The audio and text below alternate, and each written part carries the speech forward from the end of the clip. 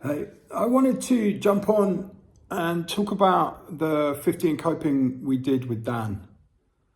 Dan is an amazing human being, right?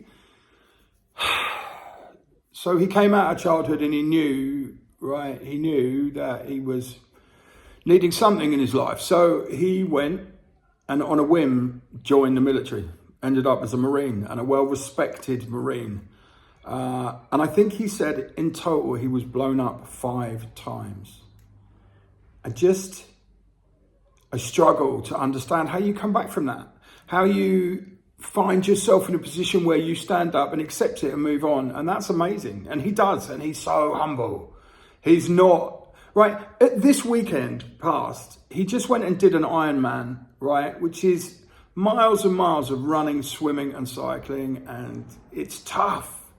He's also in the Arctic, not the Antarctic, like I kept saying. In the Arctic, he is doing a 300-mile race across the Arctic.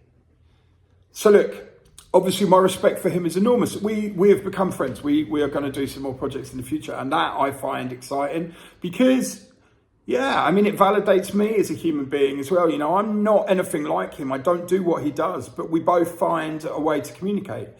And if there was one thing that the 50 and Coping episode with him showed is that the ability to give space to somebody to tell their story is more important than talking yourself. I felt like I was part of his story. I felt like, I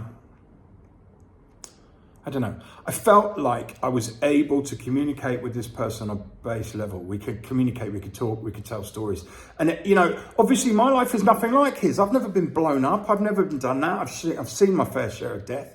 I've seen my fair share of hardship and violence, but nothing like that.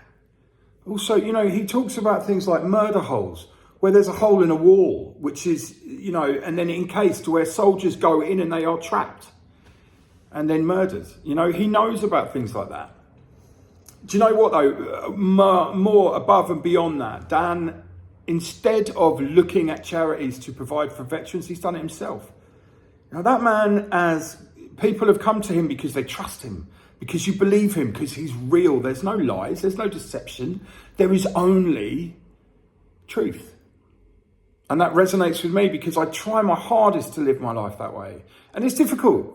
My wife said something funny the other day, right? And she said that, oh, when you talk about truth, it's weird. Why don't you talk about honesty? And we had a conversation about it.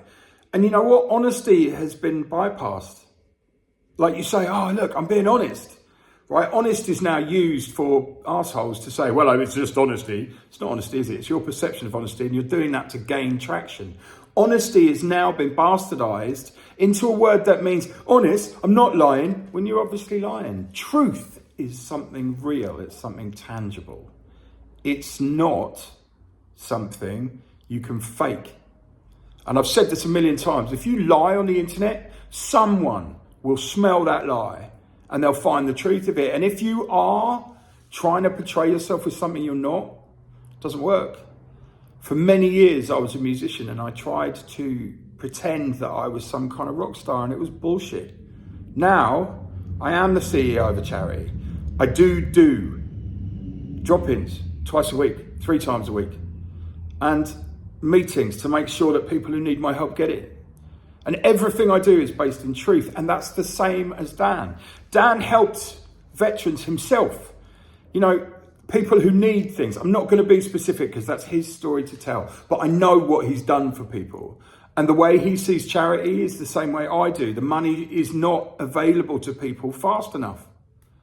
So we're both making strides into providing for people, both the help and maybe financial help, because Coffee and Coping's just got a big grant to give people who are struggling with their bills a way to pay them and a way to get it back on top, not to buy them out of anything, but to make sure they can stand on their own 2 feet again.